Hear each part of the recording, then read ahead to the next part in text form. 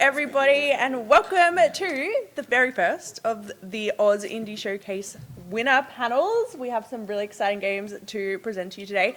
My name is Beck. And I'm Ant. And we are from the Indie Brew. We are stoked to be able to host this and facilitate this. So we're going to get everyone to introduce themselves and their role in their game and their game name. So would you like to kick us off?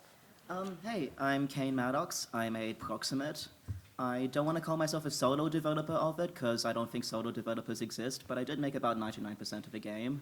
I want to give a shout out to Ink over there who helped with the credit song and my voice actor Luke Austin.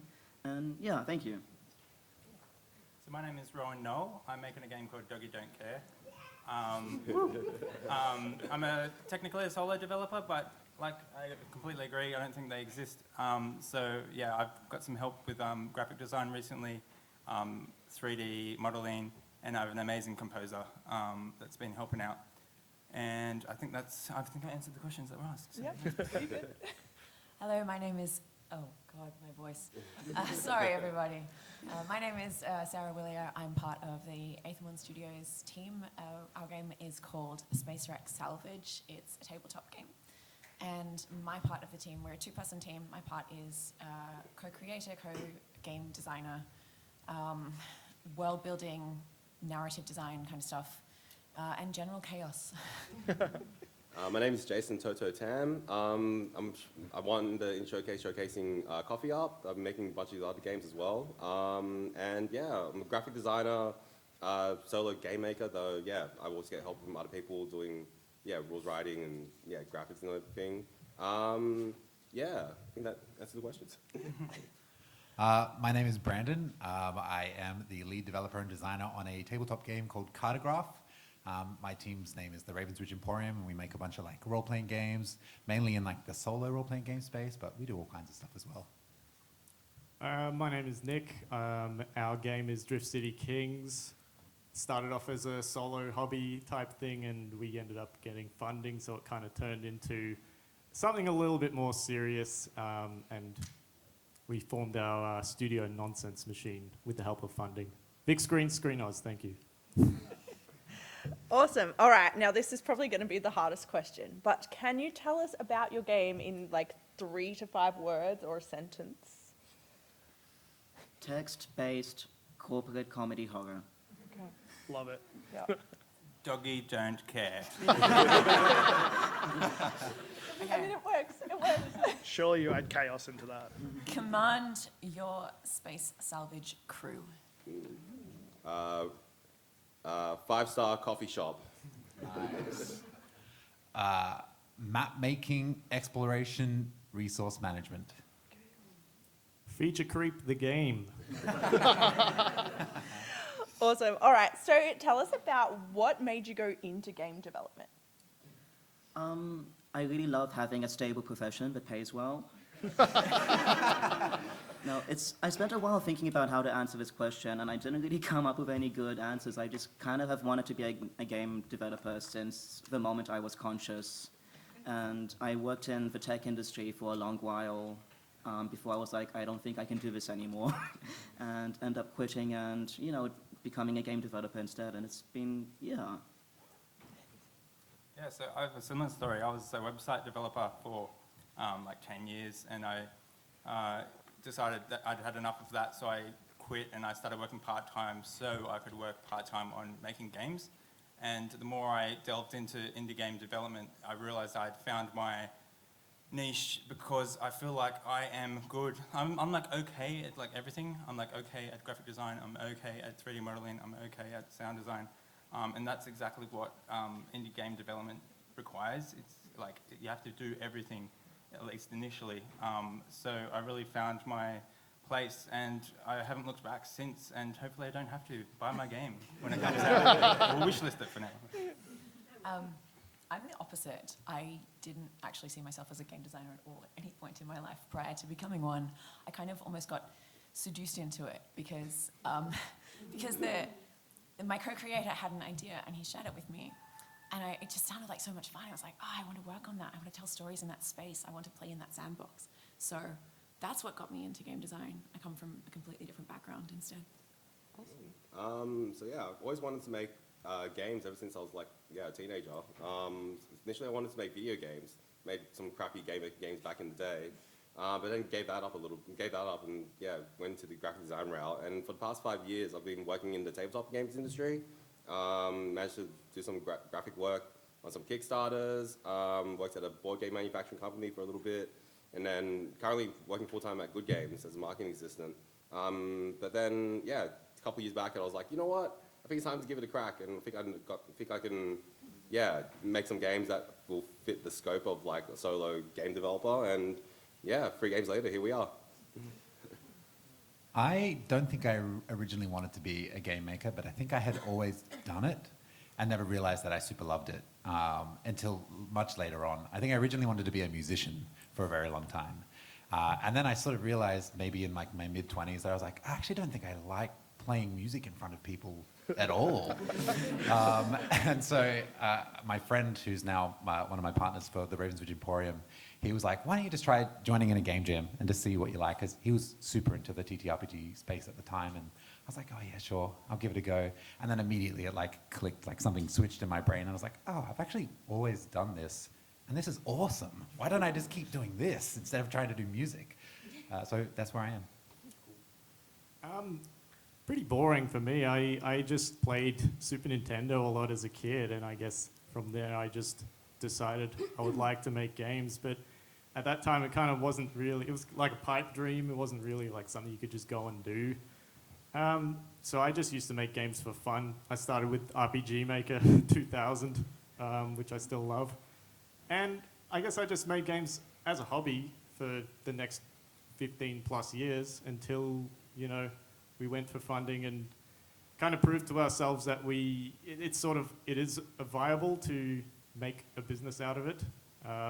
So that's where we're at the moment. But really, I still just want to make small, weird games for free. All right, so how did you come up with the concept for your game? I guess for my game, Proximate, I absolutely love text-based horror games. It's one of my favorite mediums. But I think something that text-based horror can sometimes struggle with is, you know how like in a text-based game you need to press like the next dialogue button to continue through the game? I find that like if you have to press the next button before the monster gets you, that kind of like takes away a bit of a fear factor, So I wanted to find a way to make a text-based game run in continuous time. Like in the same way that like, when you're playing like Amnesia or Silent Hill, like time is flowing steady, like there's like things around the corner that could jump out at you at any time. And I wanted to capture that, loss of control while also still keeping like a text-based element to the game. So that's how I kind of came up with the idea from the visor in Proximate. You only ever see just like a text-based representation of your 3D surroundings.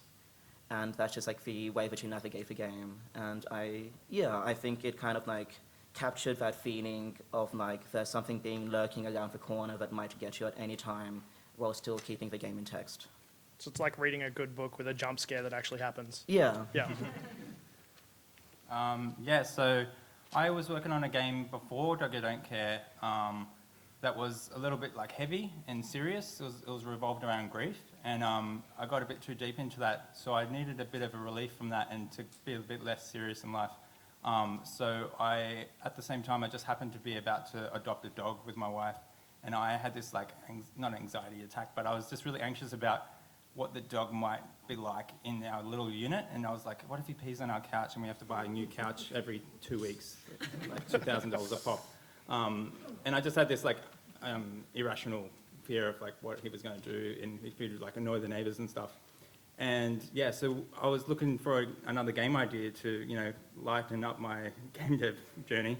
And I was like, you know what, being the human in this situation, it's kind of stressful, but if I was the dog, that would be fun. And I was like, you know what, that would actually be a really fun game. So to explain my game a little bit more, it's a bit like Untitled Goose Game, but you're a dog, with a mix of Banjo-Kazooie in it a little bit, showing my age. So that's where it kind of came from. It actually came from my anxiety and me channeling that into making a game idea come to life. So it's been a really fun journey. That sounds really cool. So The idea for our game actually came from my co-creator, who is sitting right at the back over there. This is Chris, if anybody wants to say hi. So Chris came up with this idea at least 5, I want to say maybe 6 years ago. And it was a much smaller idea at the time. Sorry, I should remind you, we're talking about space rack salvage, which the basic concept of the game is that you play as a space captain. You've got a crew of salvage operators, and whenever there's a space rack, your goal is to go to the rack and clean it up. So ultimately collecting points for yourself, and it's competitive, so hopefully you've got more than everybody else by the end. He came up with a much smaller version of this game a good while ago, and played it, tested it, shelved it, basically, put it away for a while. And earlier this year, we decided to, I guess, dust it off. And we pulled it out of its retirement. And went, wow, this is great. Let's change everything about it.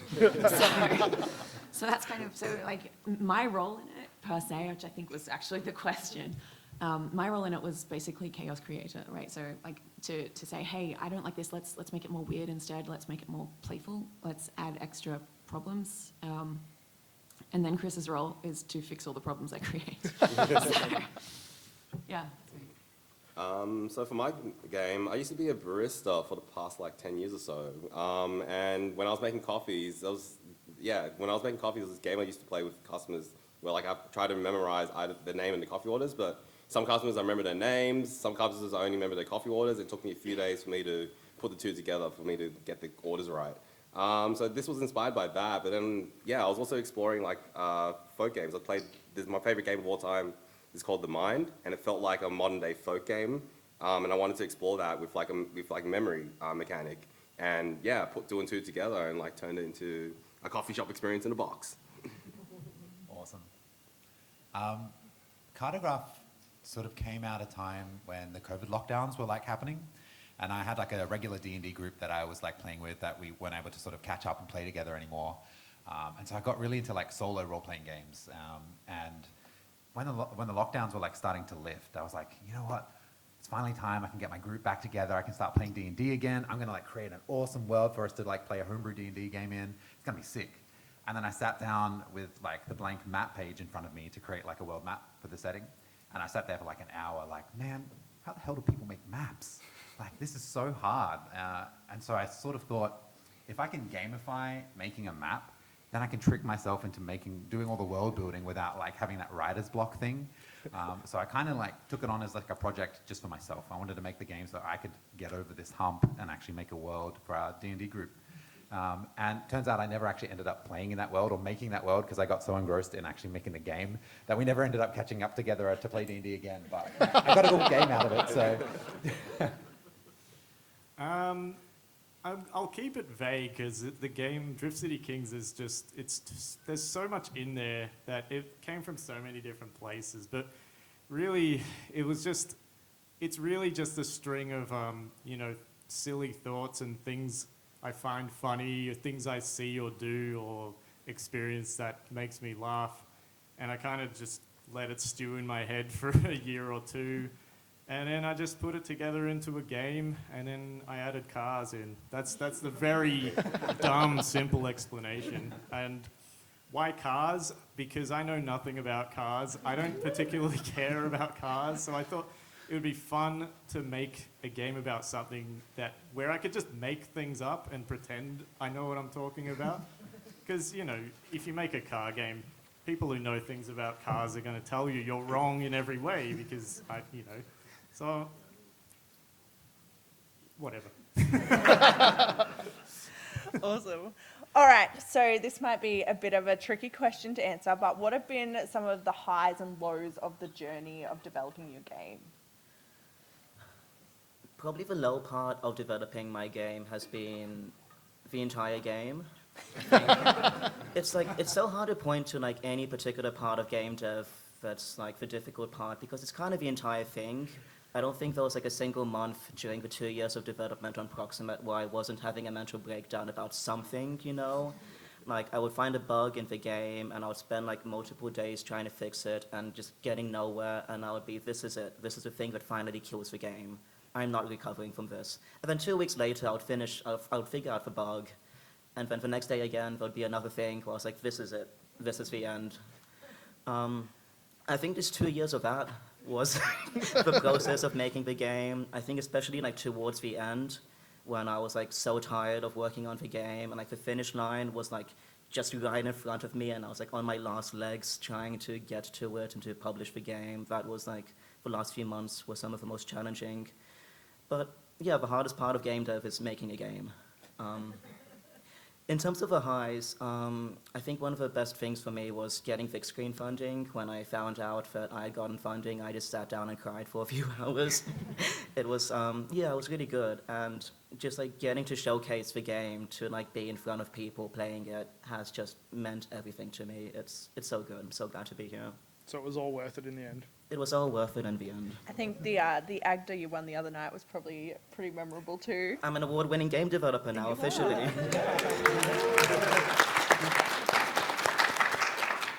I'd say a high for me would be the future awards I'm going to win. No. So to start on the lows, I think definitely as an indie game developer, the fact that making a game basically consumes your life, especially once I got funding, which obviously is a high, but it meant that I could go full-time on the game. So it's just always what I'm thinking about, and it's, yeah, I'm just obsessed with it. But yeah, like it's such a fun game to work on, so the highs have just massively outweighed any lows that there are. It's really hard to think of lows, to be honest. But yeah, like being involved in the local communities and Australia as a wider audience, and getting involved in the like industry, meeting other game developers, coming to my first PAX last year, meeting Beck last year. Yeah, like everything has just been snowballing.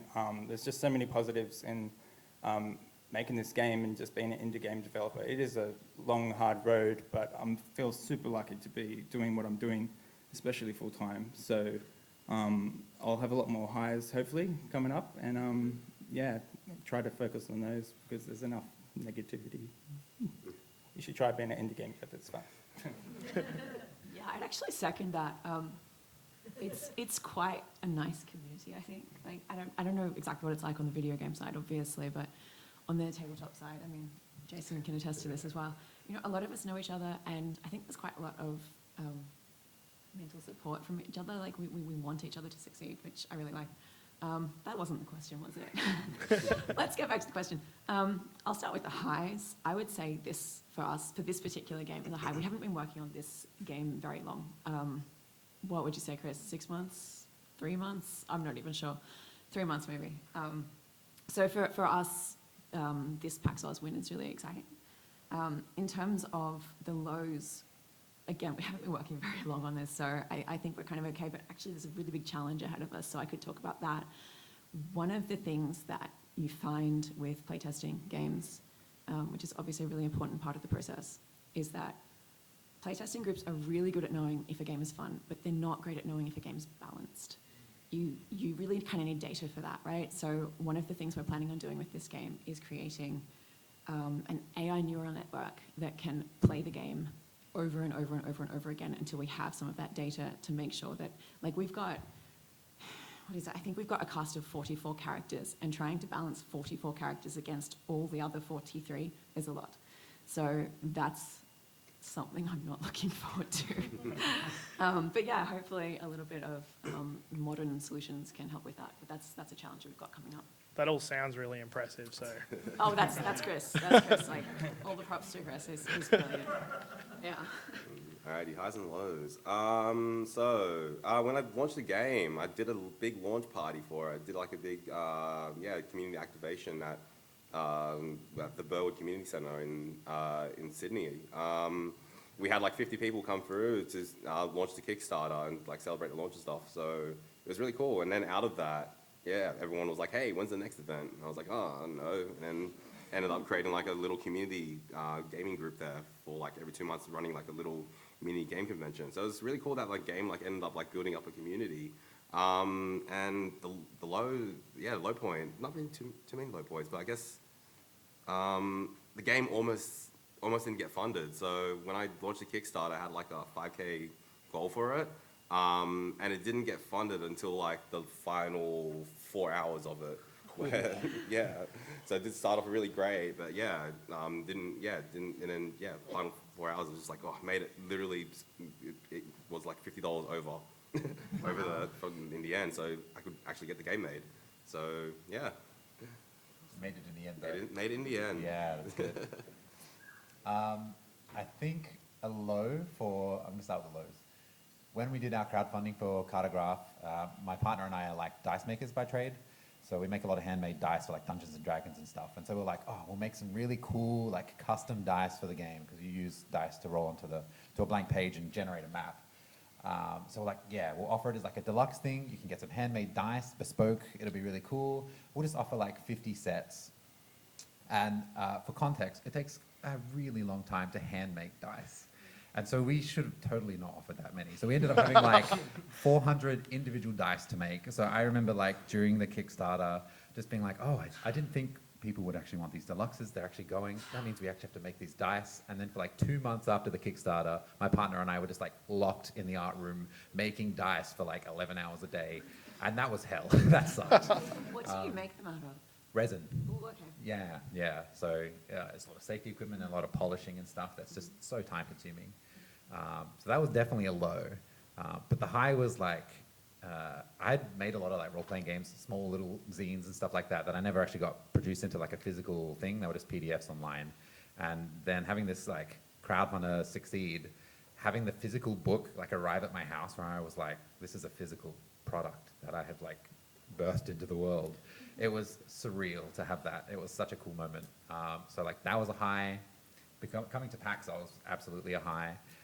And just like getting to play with people when we go to like play events and just like hearing people that have either heard of the game already or have played it or haven't even heard of it but sit down to play and enjoy it, like that is always like the best part of having a game made, I think. Totally understand receiving like the physical thing. You've been looking at it on a computer screen for so long, and then to finally see the real deal. Legit. Anyway, lows, highs. I wouldn't call it a low, but I would call it a challenge, because we started the game, I mean, it was just me in the beginning, and it kind of snowballed into like our first real product game as a studio. And so the big challenge there was, once we received funding, we started our studio and sort of formalized the development of our game. So the challenge there was to try and learn how to manage a small team and finances and all that admin stuff that, you know, hobbyists don't usually have to ever think about. Try to learn how to manage all that at the same time while, you know, developing the biggest game we've ever worked on. Ultimately a good thing, I think, a challenge is. So that's the closest to a low we've had, I think. Highs, I think the whole development process has been dotted with a few highs. I think the main ones were obviously receiving funding. I keep mentioning that. I'm really proud of that.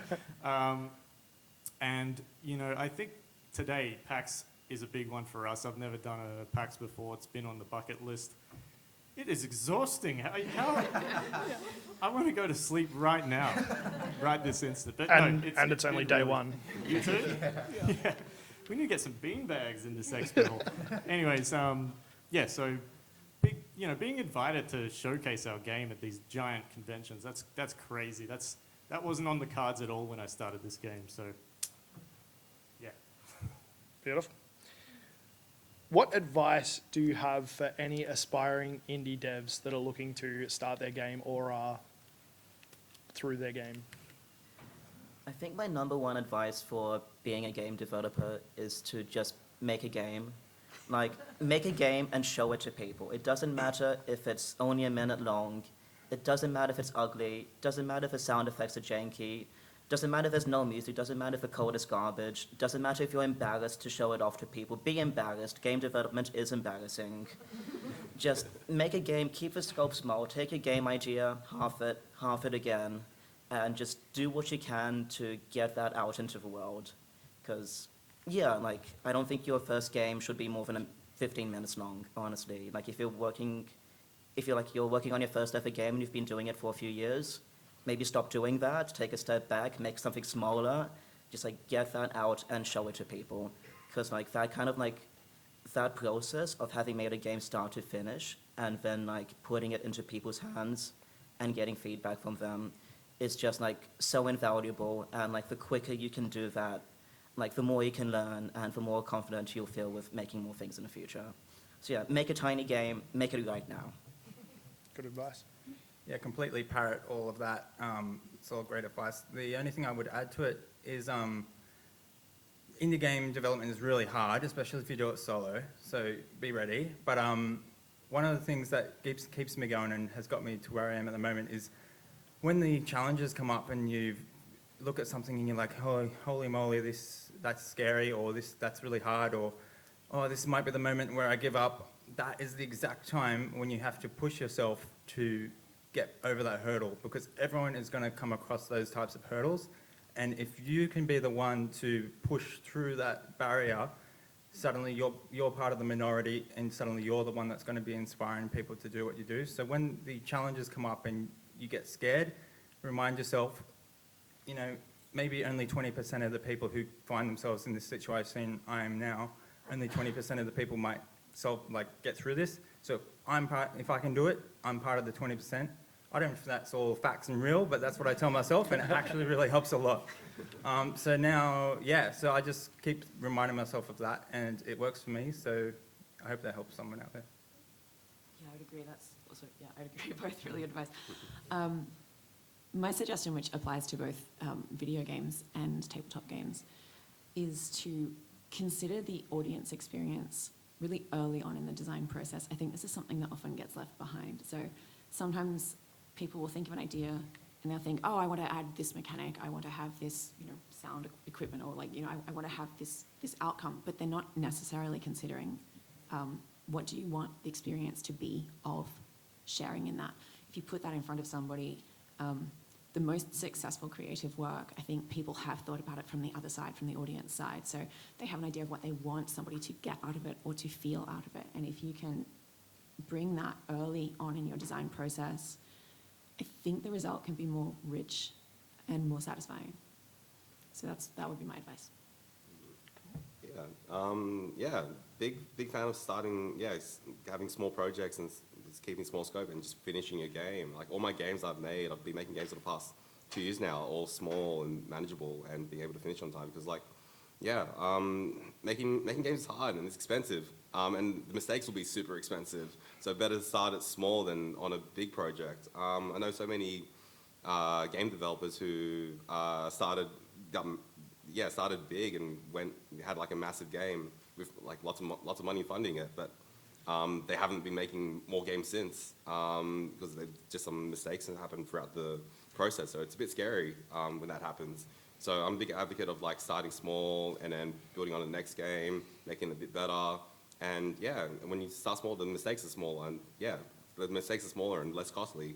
So if you have like a dream game with like unlimited money and unlimited time, don't listen to this advice and just do that. You have that, but unless you have that, you got to think about like the time you commit you have, the budget, and actually if you actually do like making games, whether maybe it's like if you just want to like know a project where the guy wanted to make like a Donkey Kong soundtrack, and made like a Donkey Kong inspired game for like 2 years, but then he just wanted to make a really cool soundtrack. So I was like, why don't you just make like a little GIF of like Donkey Kong and put your sound in there, put your music in there. So there's other avenues for you to express your creativity as well.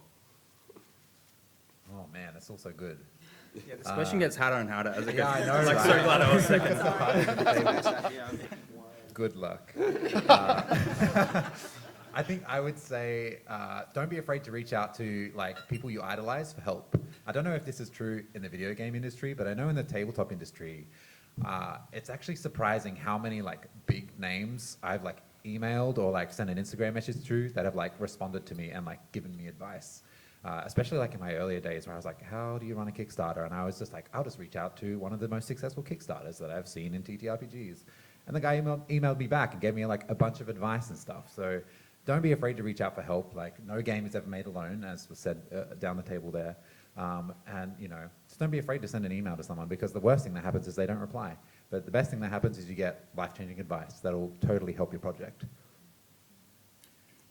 Mine's saying where in video games, at least indie games in Melbourne, everyone is surprisingly very happy to share, you know, their knowledge and information if you just ask them. So for me, the most valuable thing I've managed to find in my whole time making games is when I started hot desking in a office full of game devs. And I feel like in 1 year of working there, instead of like 10 years at home by myself, I went so much further in just 1 year compared to the previous 10 years. That's just because we're in a room together with other people, all kind of in the same boat. Everyone's really good at what they do, and everyone does such different things. And, you know, the combination of that with everyone being so happy to share and share knowledge with each other is that you learn really, really fast, and you learn a lot of new stuff. Compared to, you know, sitting at home, you're not talking to anyone. You're kind of just in a vacuum, which you can come up with some wild ideas, but you're not really moving forwards. You're not really learning and growing so fast. Thank you. Cool. That was some great advice. There was a lot of mixed advice in there too. All right, we still have some time, so if everyone is comfortable with this, I didn't check this beforehand, we could do some questions from the audience. Yeah? Ant has a mic, so if you have a question for any of our very talented developers, just pop up your hand and he'll come in, put a microphone in your face. Down the front here. Yep. He's coming. Yeah, you have to run. Is this working? Yeah, okay. Where were we? Just down. Just Yep. down. To the map maker, as someone who's sit down and wrote a bunch of stuff for D&D games and designed systems and whatnot, it's kind of for doing the opposite of what you've done. How can you stop yourself from going too far and, say, writing a city's taxation system at 4 a.m. in the morning? Like, Not that you're speaking from personal experience. no, not at all. maybe.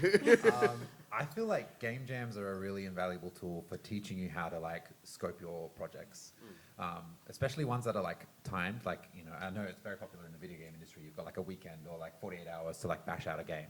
And the TTRPG ones, they tend to be like a little bit longer. You might get a month or something like that. But the one-page RPG jam is excellent because that really taught me how like I could scope my games. I did a bunch of those before I tackled this project, and it really taught me like when I need to like cut ideas out and when I need to like nail down what the core idea of the game is that I'm trying to make, or the project or the supplement or whatever it is. And when you know like what things you need to cut and what the core idea of your game is, it's really easy once you figure that out to like, okay, well this actually isn't serving the core idea of my game, let's cut that. Or like in the one-page RPG jam, you have A4 page to write a whole RPG on, or a whole supplement or a scenario or whatever, and having that limitation, it like you don't have a choice. You are forced to cut things out of the scope of your game. So like doing those kinds of projects where you're really limited, that really shows you how you can like find the identity of your game and cut out everything that doesn't serve that. So like in the case of like city taxation, rules that you've got in your game, if it doesn't serve the core thing you're trying to do in your game, cut it. Thank you. All right. Just up there, before we do that, can I ask the rest as well? Because this applies to video gaming too. When you over-add things into a video game, how do you bring it back? I think that's the golden question, isn't it? How do you scope a game appropriately? Does anyone have any thoughts Don't on that? ask me.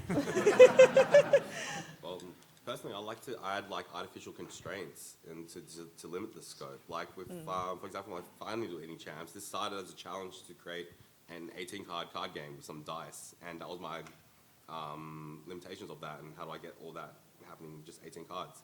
So that's a good way to think about it, is like what components are going to be in the game and what can fit into that. I think this might actually be kind of an example of what I was saying about my advice would be consider what your audience can get out of it, because if you're having a great deal of fun making something wildly detailed for an audience that's never going to see it, that's fine. Like there's nothing wrong with having fun in the world that you're creating. But if you feel like that's bogging you down, consider why you're doing it. And if the answer is that nobody's going to see it, if the answer is actually like what you said, if it doesn't actually lead into the core of what you're trying to achieve for your audience, it can make it clearer why you should get rid of it. So obviously, it was Brandon, right? Yeah. Sorry, we just met. Memory. So Brandon's answer was like, when you should get rid of it because you just don't have space anymore. Like that's a pretty clear limitation. Sorry, ran out of page. Yeah. But another one is, oh, it actually doesn't serve what I'm trying to achieve. So I can get rid of it. It makes it freer to just give it up and not feel like you're losing something for doing that. Yeah. I'd like to add, I making my game, I've been trying to, it's funny because when I started the game, I'm like, I need to keep it simple, I need to make it small, I need to make it possible to finish because I'm going to finish this game. So I actually, what I ended up doing was trying to make the most minimal mechanics possible. And I felt almost lazy because I was like, I don't want to add too much, so I'm not going to have any health bars, and you can't die in my game. There's no battling, you can't get injured or anything. And I was cutting all these mechanics that I felt like were required in games. But then it's turned out that it's actually been a strength of my game, I think, that the simplicity and how easy it comes across to the players. And that is because I cut things. So cutting things was actually a strength for me. It might be for my particular genre, but and then when it comes to actual mechanics and puzzles that I actually keep in my game, it's myself that wastes time playing my own game, where I'm like, oh, whoops, I'm meant to be making this game and I've been wasting time for 20 minutes. That's when I'm like, oh, okay, that's a great thing to keep in the game and spend time on polishing, because I myself, as a developer who's been looking at this game for 2 hours, just wasted 20 minutes pissing off a piano. So yes, those kinds of things. Yeah. I think I answered. Nick? Yeah, I was just thinking about, because we cut a lot of content from the game, and I was thinking about how did we decide to cut it? I think for us, the main reasoning to cut content was weighing up like the effort to implement it in the game against, does the player actually care about this? Will they enjoy it? Will they even find it? So will the player care about like randomized book titles if they look at a bookshelf? And the answer is yes. Yeah. So other things, not so much. All right. Did you have anything else to add? I think something that really helps as well is to just have a deadline. Like for me, I had a deadline of big screen in that I had I promised the government that if they gave me money, I would make them a video game by a certain time. And it helped to have that. Another thing that helped me is like having friends keep me accountable. Like one of my friends, I shared the code base of the game with her. And she told me that if I don't get the game done by a certain time, she will take my game and make it for me and ship it herself. And I was like, that's motivating enough. So that really got me to like cut down the scope enough to make the game. Awesome. My question's for everybody, but basically, how many of you have done tertiary studies in game development? Sorry, a bit of a high question.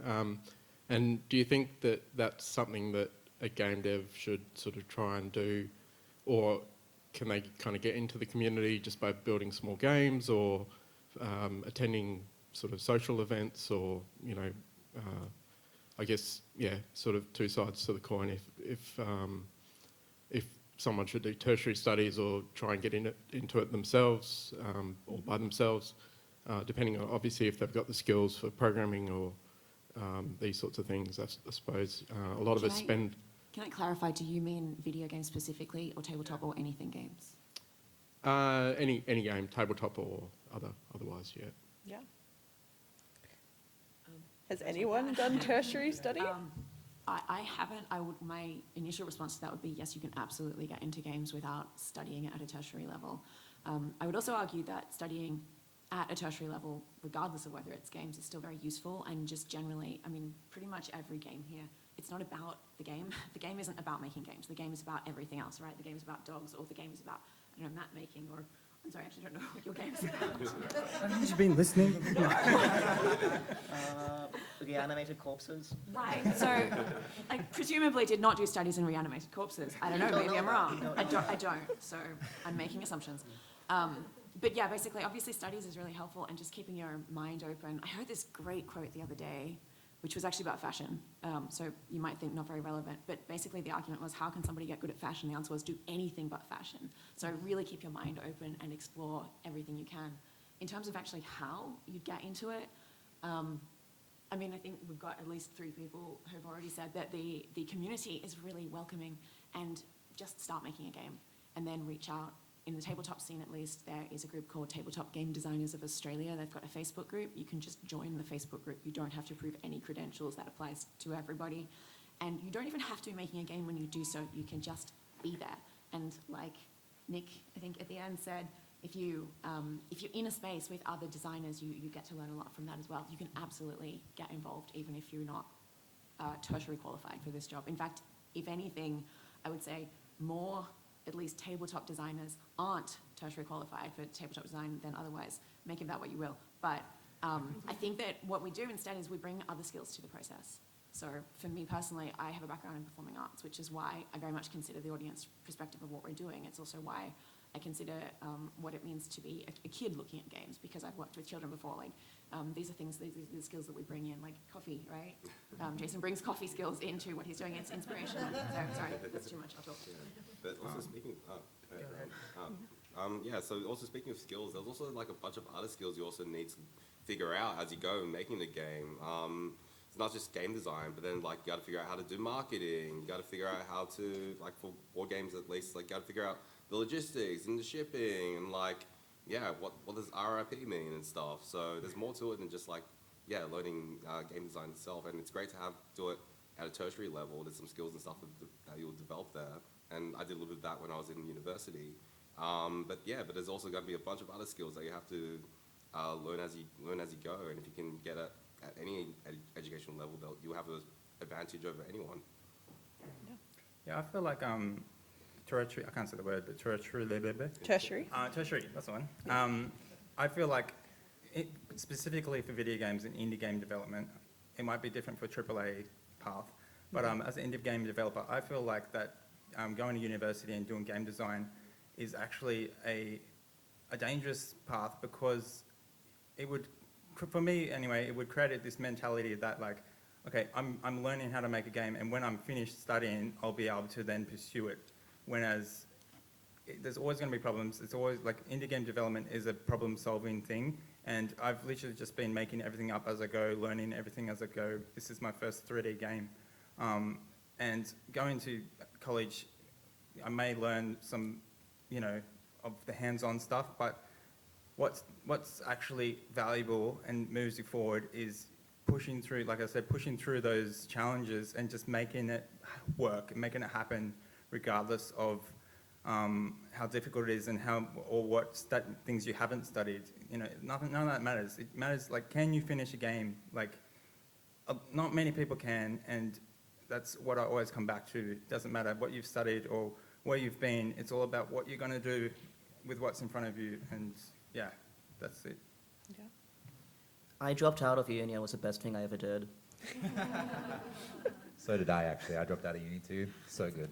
For what it's worth, I didn't drop out of uni, but I studied business, so it's completely not game development, but it was actually more helpful than I think a game design course would be, because it helped me with my applications for like government funding and stuff. But don't study business just so you can get rejected by government funding multiple times.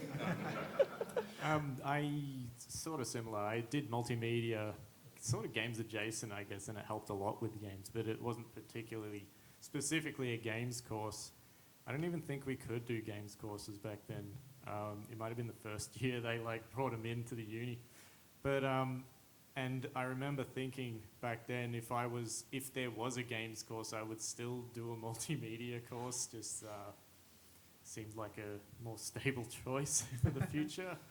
But in terms of like career advice, I don't think we should be giving that here, or at least I shouldn't. But because I had a kind of weird way to get into games, not your usual like path.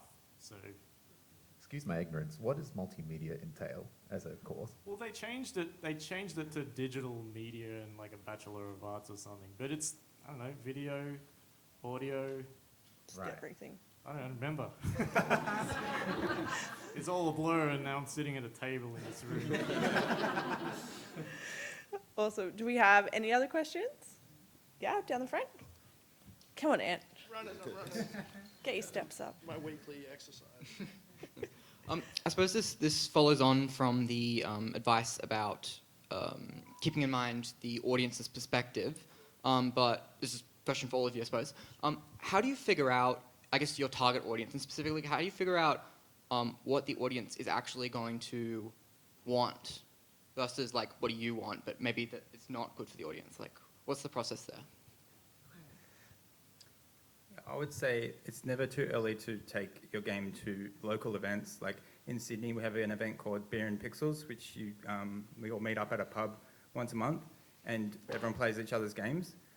It's really daunting to take your game and show people, but it's the first step to getting feedback and learning like what's working, what's not working, and then it's like the small stepping stone to what leads to come into bigger conferences and showing your game there.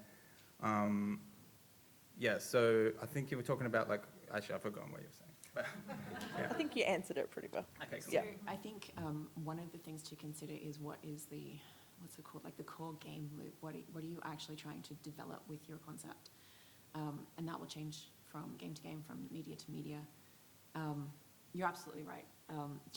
That just put it in front of the audience. Let your audience tell you is really good advice. If you don't want to do that, you can kind of just tell your audience what they should feel. Like, I know that sounds weird, but if you, like, this is part of why, like, think of yourself as an audience, right? You are, in many ways, your first audience. In fact, I mean, you were saying this just before, weren't you, that you sat there and played your game for 20 minutes, accidentally getting distracted by how awesome you were, basically. That's a good tell, actually. Yeah, and so that can be actually something you can test for yourself, because a hypothetical audience, you're right, it's really hard to imagine. Who is that audience? And it could be anybody. And one piece of advice that you do hear quite a lot, and it's pretty good advice, is make something you care about. Like, there's no, I mean, one of the things I think sometimes people make a mistake of is they say, oh, okay, so like dog games have been super popular right now, so I'll make a dog game. And that doesn't really work unless you actually care to make a dog game. Like, you presumably didn't choose that for that reason, right? No, Like like you I'm choose it. 2 years deep into this Yeah. dog game. If I didn't want to make this game, I wouldn't, there's no way. That's just torture and suffering. Yeah, you're not going to finish a game that you don't want to make. So pick the game you want to make, yeah. Yeah, and so I think you can actually use that to deliver the outcome that you're looking for, because essentially you can just kind of say, well, if I like it, somebody else will like it. So what I'm therefore looking for is the other people who like it. But then you just really want to hone in on what you're offering. And I don't know, I feel like this is kind of, like I could talk for a very long time on this question. So if you actually do want to talk further, I'm happy to do so after the panel. Awesome. Anyone else have anything to add? Marketing is like it's very, very hard to define marketing, especially in gaming, is what I hear very often from people. But does anyone else have anything to add about finding your audience? I'm not sure if I even should be talking about this, because I feel like you can go wrong in so many ways following this advice, but I kind of just like make games for me. As I kind of sat down and I was like, okay, what do I really want to make, like right now in this moment, like what matters to me? And then I just like made a game that was just like so hyper specific and like so personal to me. And I don't know, I feel like sometimes the more like hyper specific you make a game, the more you make a game that like is just like an extension of you, sometimes the easier it is to almost kind of like for other people to relate to it. Because I think we're not really like as different from other people as we sometimes think we are. We're all people going through sometimes similar things, and sometimes you can just create your own audience by just making the thing that like you personally really feel that you need to make. And especially don't feel the pressure to pick a game that everyone's going to like, especially if it's one of your first games, because like I said, you're not going to finish a game that you don't want to make. So don't worry about like selling the game or whatever.